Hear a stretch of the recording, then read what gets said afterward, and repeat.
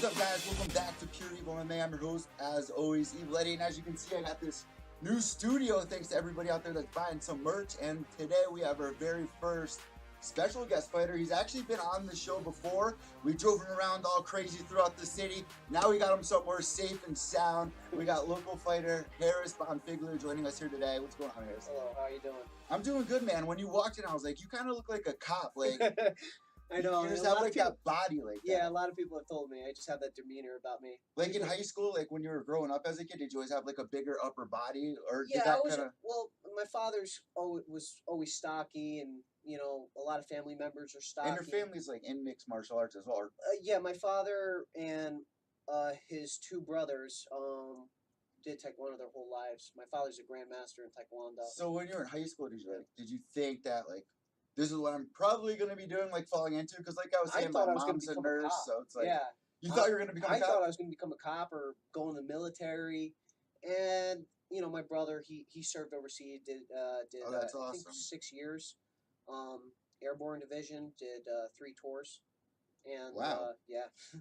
He's your older brother? Yeah, my older brother. He's 9 years older. But, so, like, when we were in high school, I remember the recruiters would, like, come to our school and, like, yeah. Those are the early 2000s. Like, shit was scary then. He joined right after 9/11. Wow. Wow. And literally that's right so after. brave. He was down there the day after the World See, like, what do you remember from September 11th? Like, I remember, I think I was in... I think I was in 6th grade because I was living here in New Haven. Then I moved out to Madison. And I was like...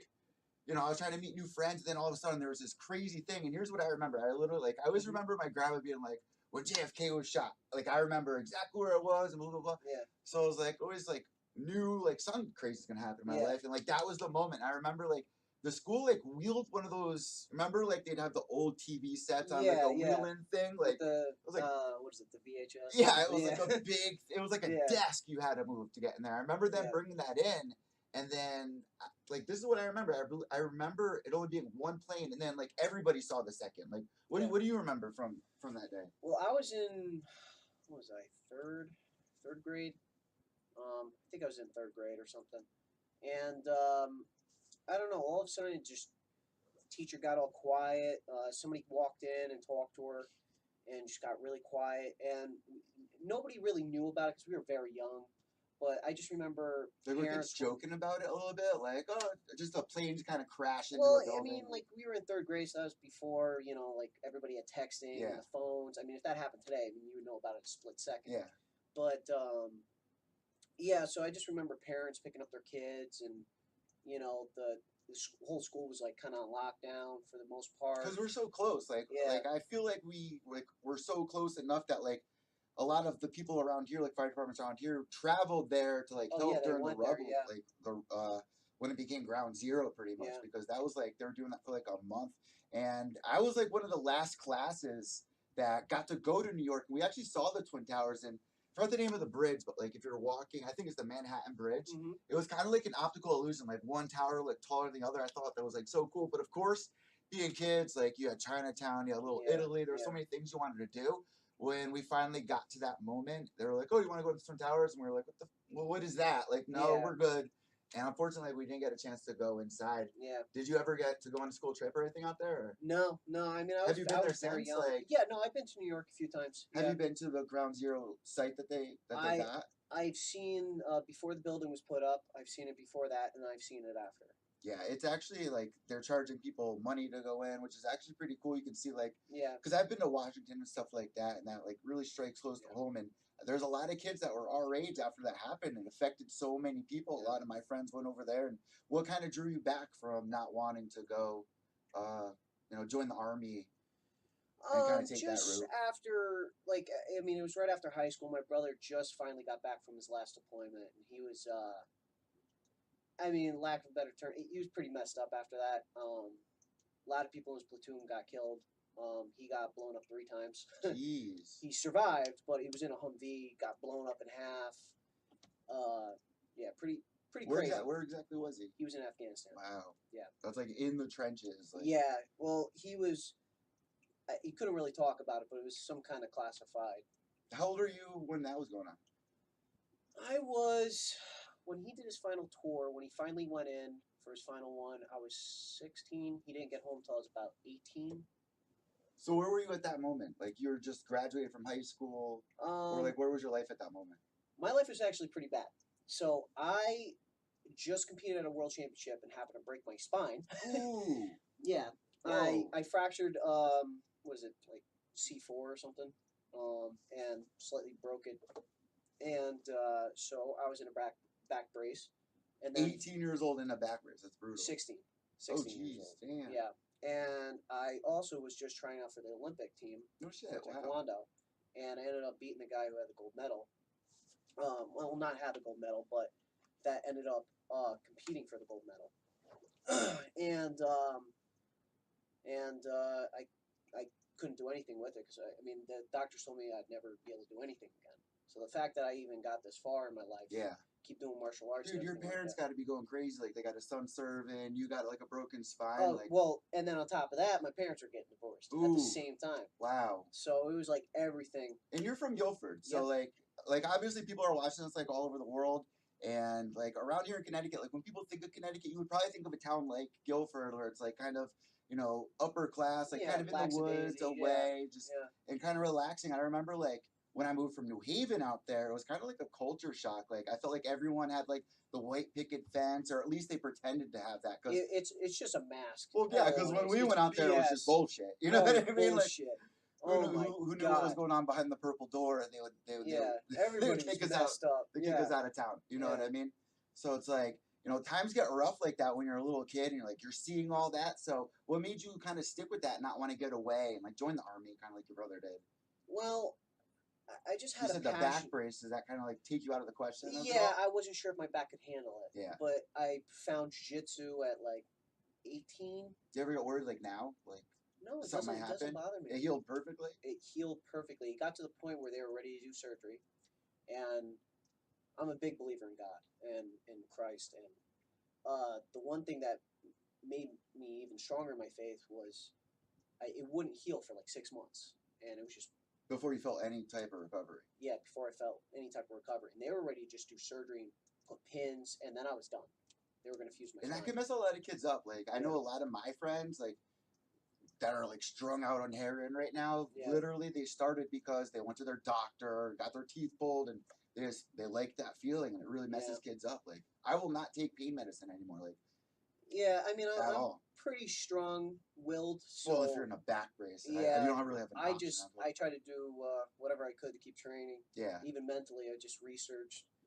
Well, I feel like that's a big thing for people out there, because like, for me, when I start my day, like, you know, you exercise, you wake up, you do your exercise, but your mental exercise, I think, is really the most important to kind of stay motivated day after day. Like, look at where your teammate Marissa, Double MB, is right now. Like, she just went through some really hard shit, and like, I think it's so crazy watching what this girl's been able to accomplish. Like, Coach Callendrellis has been pushing her. It's like, should we give her a break? Like, no, like, just seeing that, like, that strength, it's so motivating. Like, those are some of the best stories inside the combat sports. I keep telling her I look up to her because, I mean, to overcome all that and do what she did, I mean, even, like, up to this point, I mean, it's incredible. Well, before we even jump into Double MB, like, your brother, he never wanted to do the mixed martial arts route, combat sports? No, I mean, he got to about a black belt level with taekwondo, but he stopped to play football in high school.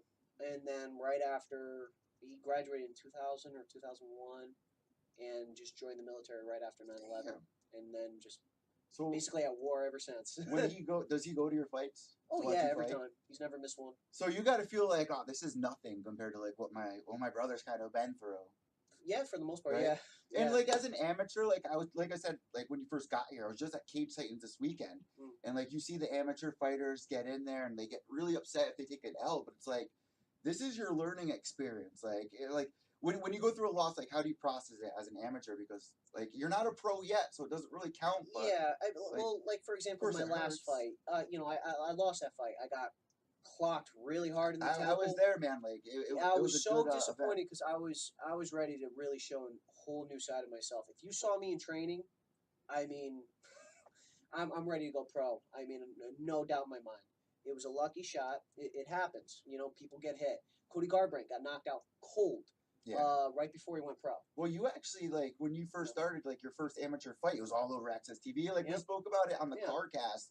Like, you know, you had a real good thing set for you being on Access TV, a lot of pressure on your back. So, like, even taking a loss had to be, like, really hard because I was crying afterwards. I thought, I was like, oh, my God, I just lost everything. You know, I thought the world was over. But then, you know, I realized God puts you through trials. You know, you have to overcome things. And I believe everything happens for a reason. So if I was meant to lose, you know, it's something I had to learn, you know, or it's him saying, this one just wasn't meant for you or something like that. There's some type of message there. I'm still trying to figure out that one, but, you know, it happens.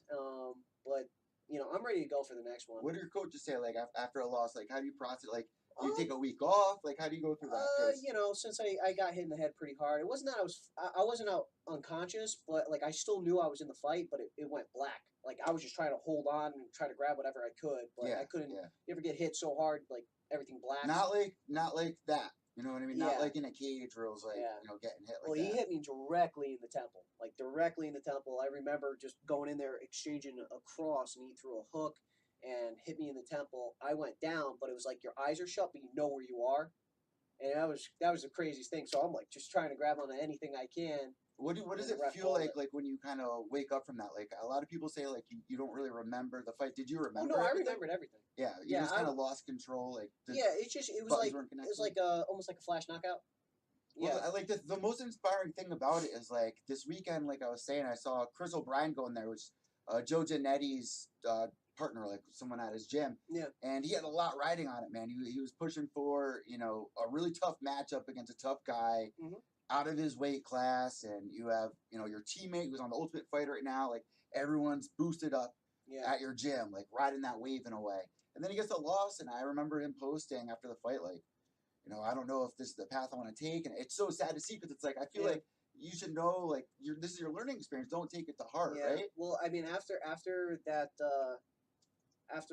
my last loss, I mean, I was very upset because I trained very, very, very hard for that fight. I mean, I wish I could have footage for the way I was training, but, I mean, I was up 4:30 in the morning, you know, doing conditioning, go to work, and then leave work, go straight to training, train till 9 o'clock at night, go back home, start it again. Yeah. I mean, those were my hours. It was actually Sunday through Saturday. So it's like going through a full-time job and, like, hoping to get the raise and then just, like, nothing happened, like, reset. Like, that's got to be super frustrating. Yeah, I was pretty upset, and I was ready to walk away after that because I was very disappointed. I was like, you know, I expected so much more out of myself. But, you know, after my coach explained it to me and we watched the footage, I didn't really do anything wrong. It was just, you know, a wild shot. It was so quick. You know, nothing against my opponent. You know, I think he's a very tough fighter, and I'd love to fight him again, hopefully in pro.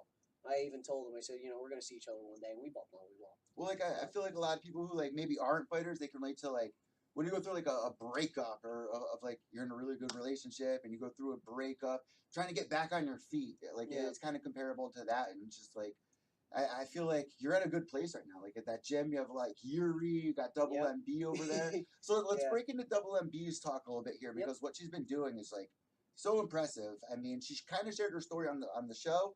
And, like we were just saying, I mean, she's just been going through some really hard times, but she's going in there, she's getting the W's. Like, I don't know many girls out there that are putting in as many hours that this girl's doing. Like, I don't think any girl's train as hard as she is. And you know what? They really underestimate her when they fight her. I mean, they don't understand how much work she puts in. I mean, she's God. I mean, she's there at 5 o'clock in the morning. And Andrew, like, hired her to, like, you know, don't worry about working anywhere else. Work at the gym. Like, I think that was pretty cool. Yeah, she's doing conditioning at 5:30 in the morning. Dude, I see her running up and down my street sometimes. Not this street, but the Route 80 over here. It's like, what the hell? Get her on Snapchat and stuff like that. It's just like, wow, this girl's grinding every day. And just like the story that she's been through, it's so inspirational. One of the craziest things about it, which I kind of feel like gives her an advantage, like, we're such big MMA fans that, like, obviously you're a fighter, I'm, you know, a journalist, but we know so many fighters that are out in the sport. Like her, when she went out to the Ultimate Fighter trials, there's Barb Honchak that's sitting there. She doesn't know who she is. Yeah. So it's like in her mind, she doesn't have that pressure of like, that's Barb Honchak. If I roll with her, like, she doesn't have that. To be honest, I mean, I don't really have that knowledge as well. I'm so busy, I don't have time to keep up with everything. Between work, you know, the house, training, I have literally no life. Well, what about this weekend, like in your weight class, or a couple weeks ago, Henry Cejudo takes the belt. Did you watch that fight? Have you been following up with all that? I want to fight that guy. Who, Henry? I want to fight them all. I want to fight. I swear to God, one day I'm going to fight Mighty Mouse. I'm going to beat him, and one day I'm going to fight Henry Cejudo, and I'm going to beat him too. The flyweight division is so interesting. There's a lot of guys out there. They just said that season, Ultimate Fighter, where it's like they're all fighting to beat Mighty Mouse, and then there's Tim Elliott, who's kind of had to stumble in the UFC. Falls out and then literally almost beat Mighty Mouse on that in the finale. See, that's the thing. Like everybody, you know, I mean, I understand people get hyped up because you get so many wins, but nobody's impossible to beat. Yeah. All it is, I mean, there's a little bit of luck involved too. But besides that luck, I mean, it's just coming in with the right game plan. Henry Cejudo came in with the correct game plan. Well, he also got 2 chances to fight him as well. Like the first time, like that season that he had of the Ultimate Fighter, he was literally training guys on how to beat him. Like it was like a study group, in a way. Yeah. Like, it was pretty brutal. And you know that division, you got Joseph Benavidez, you got Sergio Pettis coming up, like rising. It's really exciting. I would love to see that fight. So listen, you got Dana White being like, "Oh, we're gonna get rid of the strawweights or the flyweights." Like, why would you do that when you have like somebody who just beat Anderson Silva's record? Like, it's the most competitive weight class I think there is, and the most technical. The lower you go, the more technical it gets because the less likely you're going to get a knockout. Yeah. So there's less chance for you to use like your brute strength because you're so small. You know, it's 95% technique, and then the other 5% is maybe a little strength and athleticism. Well, I think it's good because they're switching it up a little bit. Here you had a guy that was dominant for so long, and this is kind of refreshing, a switch up. And as you know, like in the UFC right now, you know, I have to say I don't really count it as a loss for Mighty Mouse. I think they should, before Henry Cejudo fights TJ, if anyone should get the rematch, right? Mighty Mouse should be given the rematch next. And then just settle that once and for all, because it's going to be the rubber match. It's going to be, you know, they're going to settle it. It's going to be best out of 3, and then go from there. Well, as a fighter, it's like, dude, you had the belt for so long. If you're not getting the shot, like it's got to be frustrating for other fighters to see, like, how is this guy not getting a shot? This doesn't give me a chance at all. Then the only thing I don't know the inner workings. Maybe there was contract dispute or something, or somebody wasn't going to get paid enough. But it was disappointing to see Mighty Mouse not step up and fight TJ. That's what everyone's saying. I think I give Henry Cejudo some benefit here because he is trying to switch things up. He is trying to, you know, give people what they actually wanted. Yeah, but at the same time, he has to.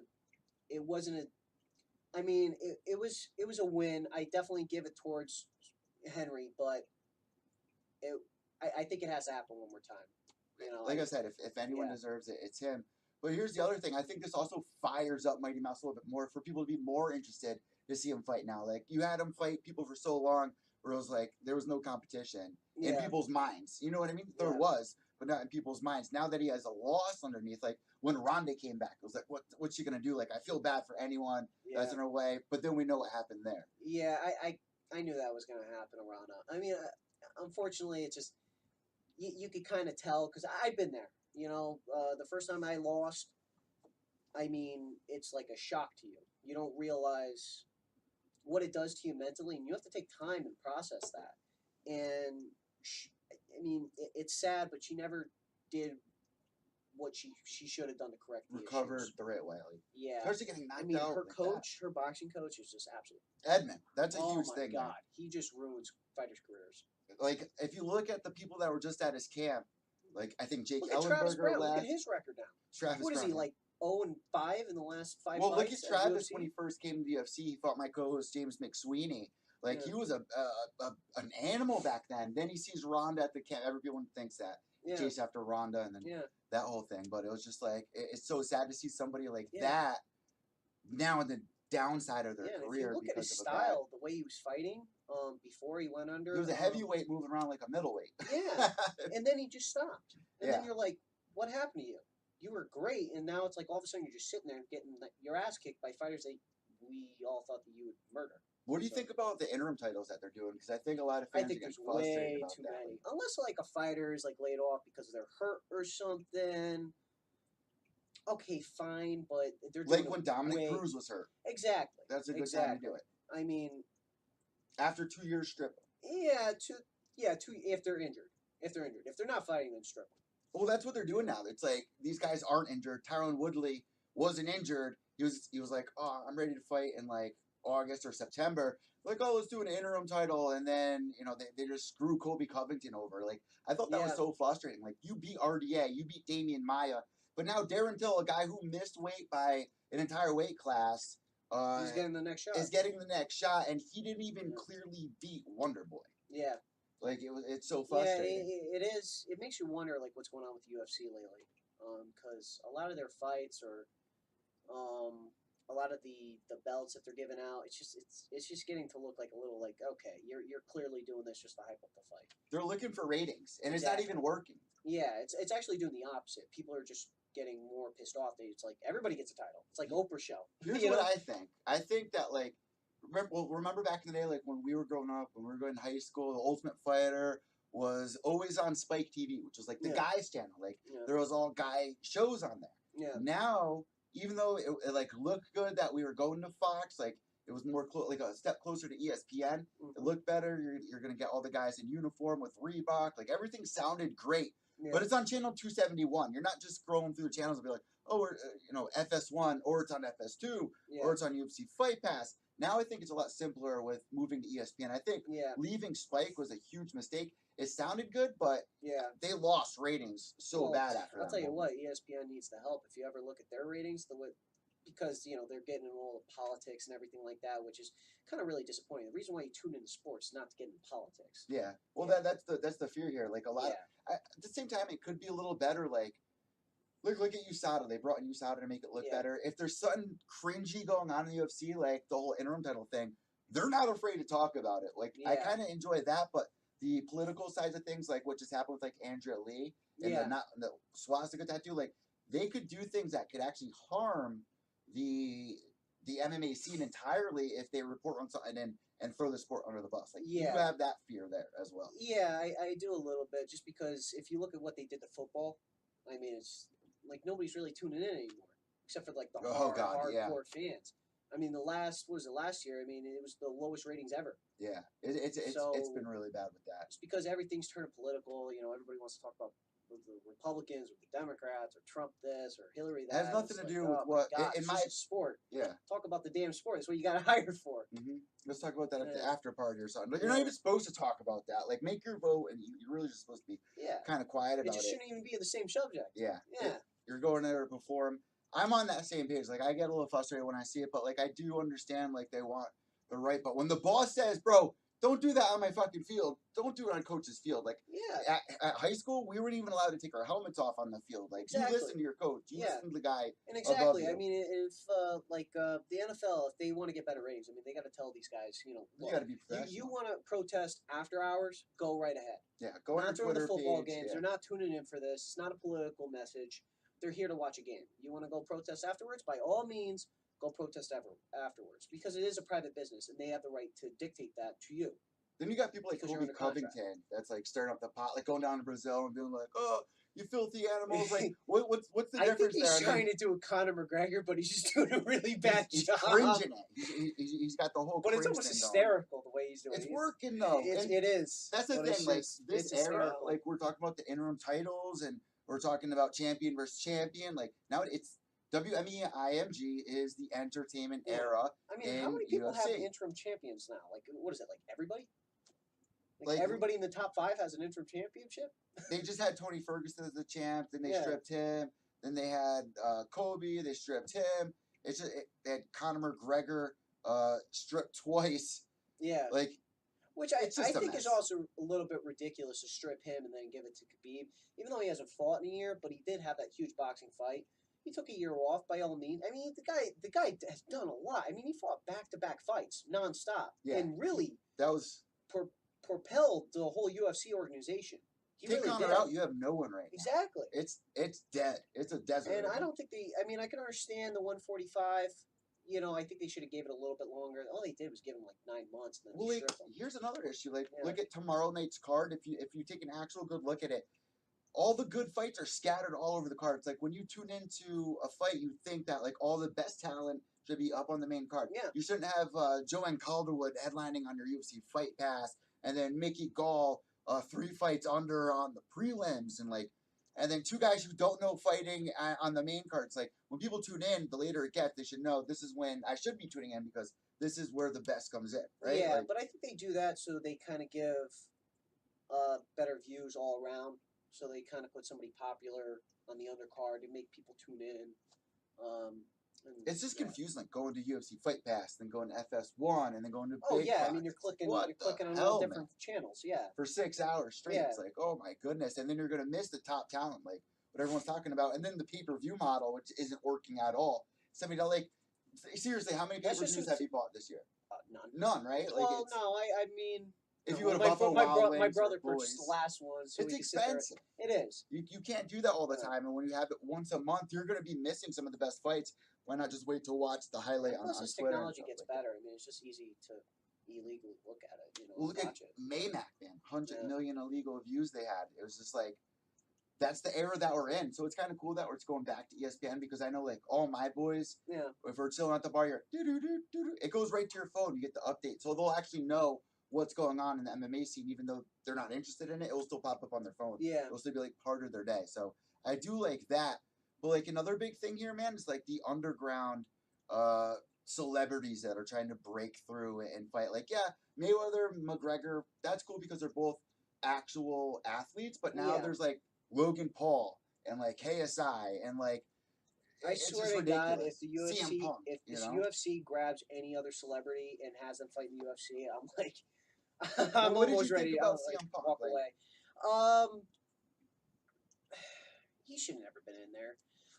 I mean, I understand what they were doing with it, because he had a lot of popularity from the WWE, and he's really good with the microphone, really good at speaking.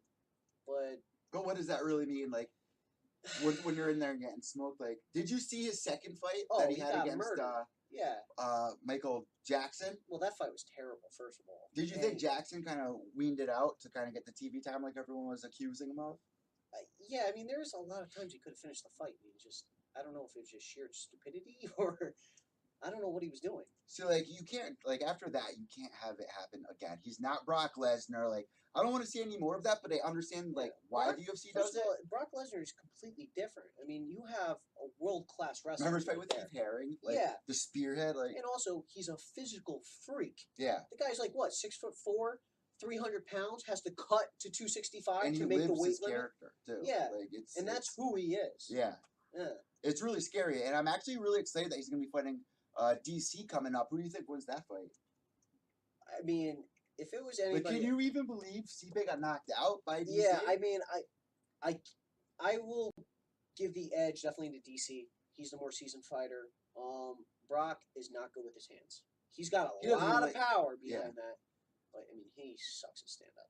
He doesn't like getting hit either, as we've seen in the over. Even though he just had surgery. And you're fighting against an Olympic level wrestler. Yeah, this is going to be interesting, but it's just like where the UFC's at right now. But I don't understand, like, do you know who Logan Paul is? Yeah. Like, the YouTubers? Yeah. Have you seen how many people are tuning in just for, like, those cringy press conferences that they're having with Conor McGregor? Like, it's like Conor McGregor Mayweather / like, it's not real. Like, and people are actually tuning into it, and they're actually having a fight. Like, it's just, it's ridiculous, but at the same time, it's gonna help. Like, how did you become a fan? Like, you watch wrestling or something, right? Like, the way I got into martial arts was through my father and everything. But the way I found UFC was just watching it. The first time it came up on Spike was season 1 with Forrest Griffin, Stephen Bonner.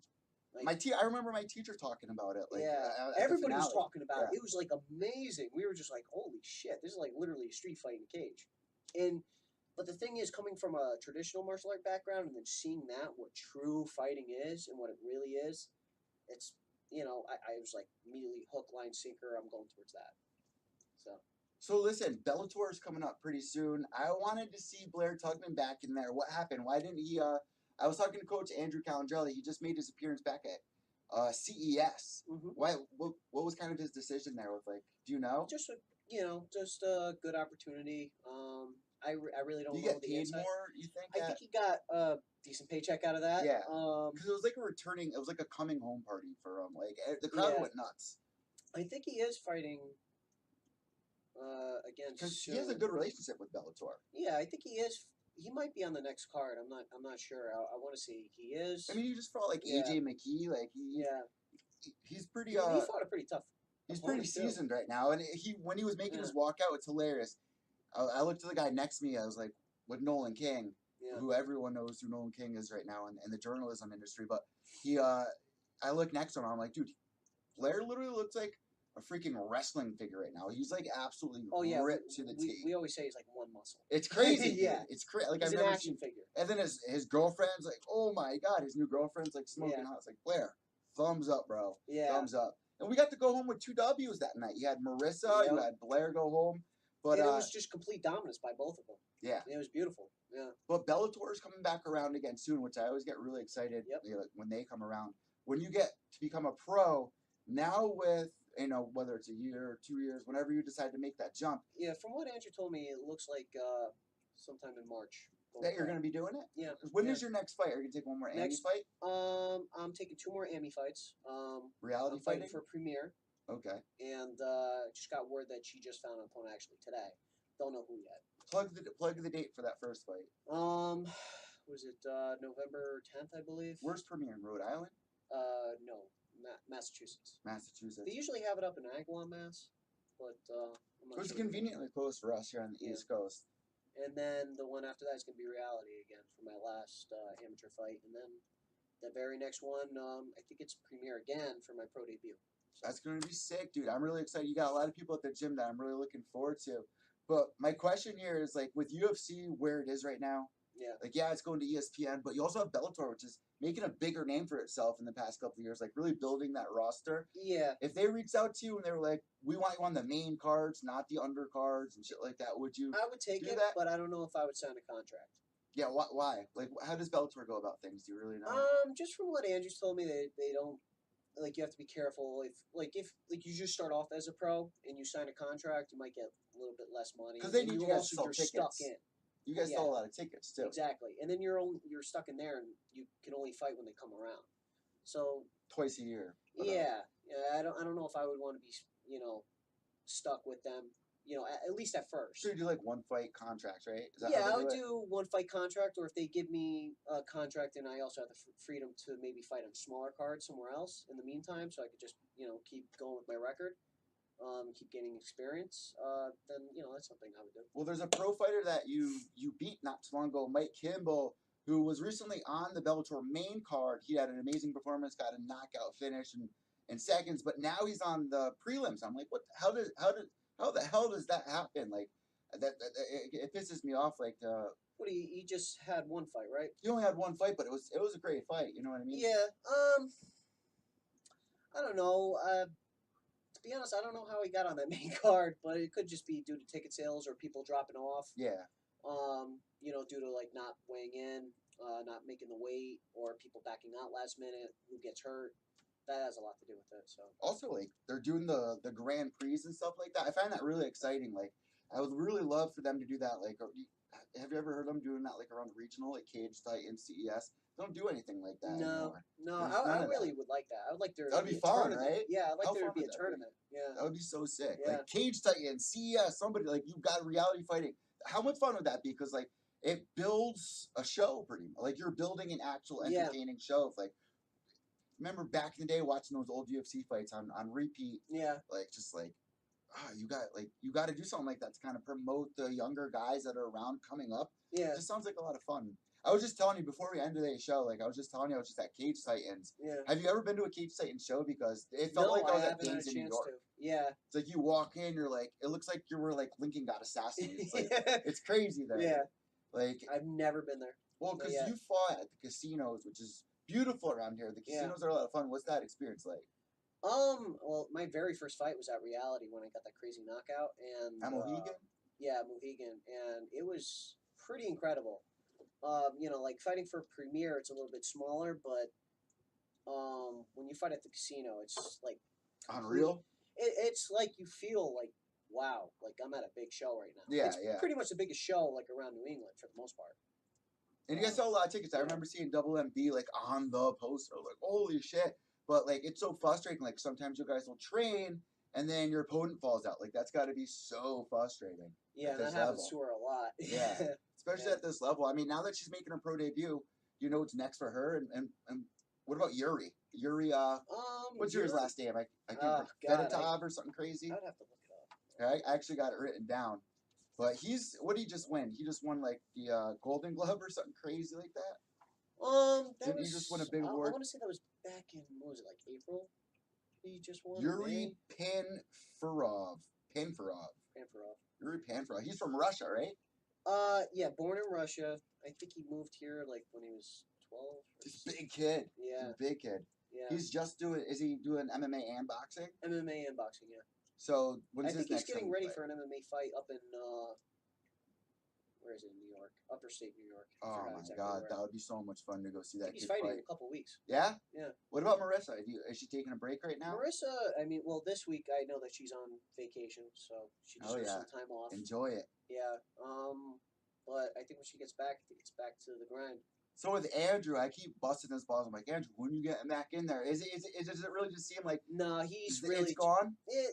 I mean, he might compete at jiu-jitsu tournaments. It's got to be there, right? Oh, that would be cool. Yeah, he's still in great shape. I roll around with the guy. Does he not do that? He doesn't do that right now? What? So that would be tournaments? Yeah. You know, he has. He's just focusing on his. Yeah, he's really focusing on his team. You know, unfortunately, you can't be a coach and also a fighter at the same time. You just can't. Well, before I let you go, also one last thing I want to talk about: Nick Newell. Yeah.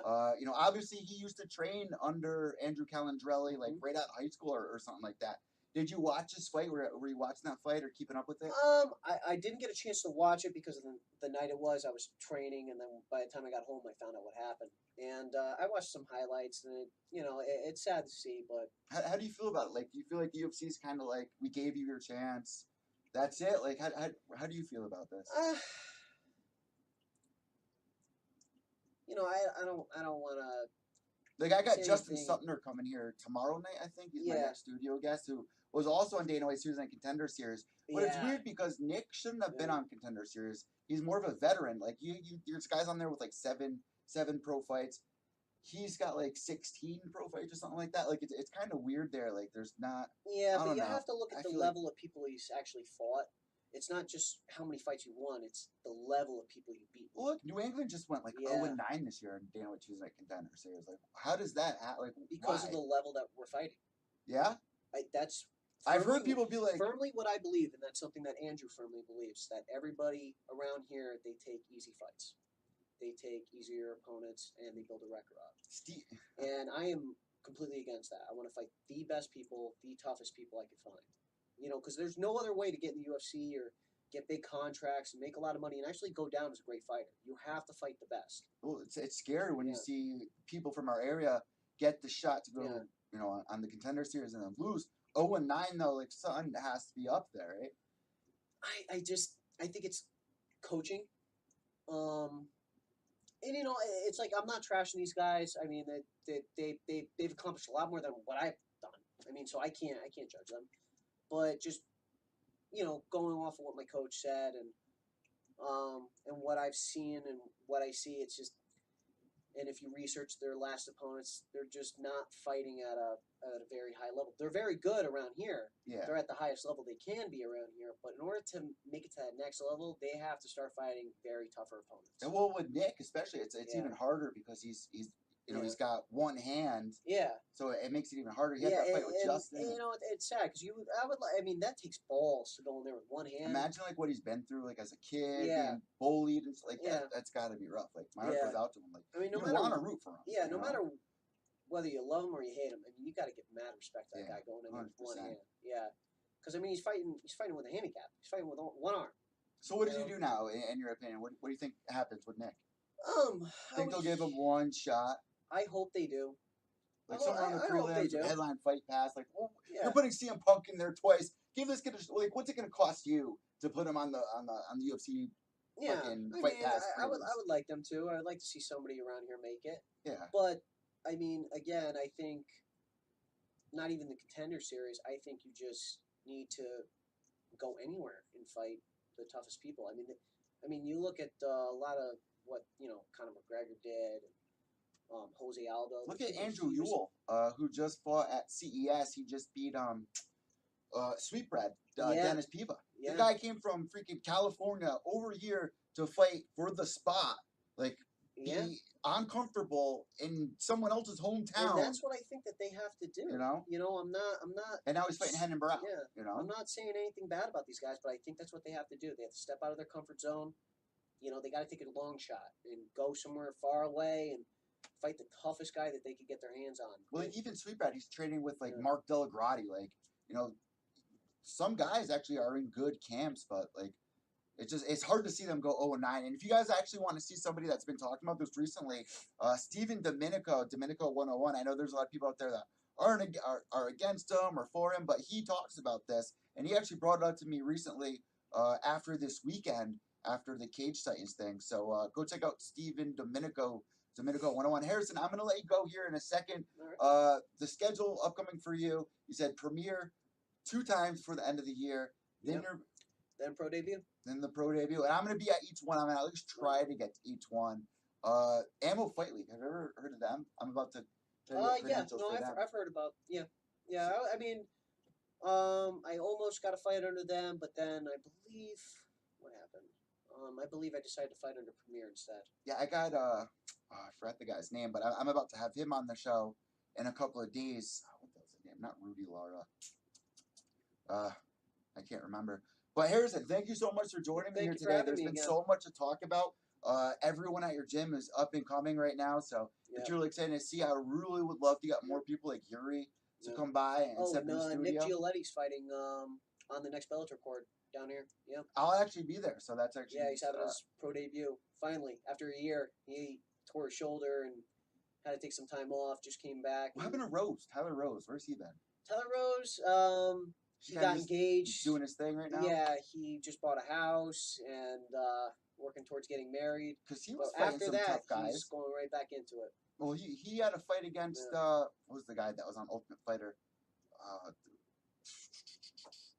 Can't remember his name. I know you're Sanchez or something like that. It was but he had a fight against him. It was just like, wow, Tyler, I was getting behind him. He's from North Brantford, so it sucks when they just kind of fade away. He's a big dude. Yeah, he's a big dude. I don't think he's gonna be able to fight 170 anymore. No, not after getting married and. Yeah, I think he's gonna do 185. Letting working on the farm. I mean, he said that he wakes up early and he's got a pretty busy life. So even being a fighter, on top of all this stuff, I give you guys so much credit. Superman. Man. He's Clark Kent, working on the farm. All undercover. Yeah. So also, if people are watching this, they're local. Callendrellis gym. Yep. What are the classes that they're doing there? Let's see. You just did a schedule change, so now we have beginner level jiu-jitsu. So people just call in, you can go and walk in. You could set up a time and a schedule to come down, try a class. I think you get a free jiu-jitsu class trial. They do kids too? Yeah, they do kids. Yep. So guys, Callendrelli down on State Street, North Haven. Harry's going to be fighting 2 more times this year. We're going to keep up with that. Thank you so much for stopping by here on Pure EVil MMA. Guys, make sure to subscribe down below here on Periscope, YouTube, iTunes, Podbean, Stitcher, Spotify, wherever you're listening to this right now. Thank you so much. We just hit 10K downloads this week on Podbean platform, so thank you guys so much for tuning in. People are downloading the show like crazy.